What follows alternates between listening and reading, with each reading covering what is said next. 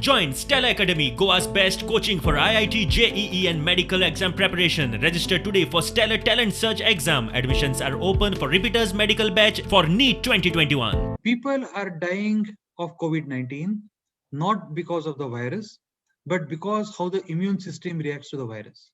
On about 8th or 9th day, the body's immune system starts taking over. And body's immune system actually reacts to the virus that is there in the body. And there are multiple ways the body's immune system takes. So there's something called IgM, there's IgG, and so on and so forth. But something like 10th or 12th day, the oxygen levels and all start dropping down. And that's where body's immune system has started reacting to the virus.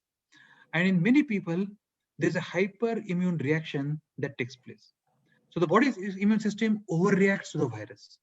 And most people die because of this overreaction of the immune system, what we also call in some other words cytokine storm and pneumonia-like symptoms.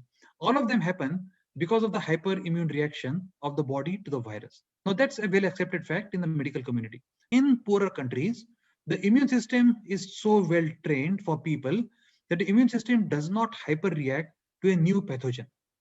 While in the richer countries, the immune system actually hyperreacts to the pathogens. And a reminiscence of that what we see are, for example, we are continuously exposed to pathogens in countries which have low hygiene and low human development index. While in countries which are very rich and high human development index, you don't see many infections, bacteria, fungi, and so on and so forth. But in those countries, the incidence for lifestyle diseases, Alzheimer's, diabetes, asthma, psoriasis is very high. Whereas you don't see that incidence high in low HDI countries.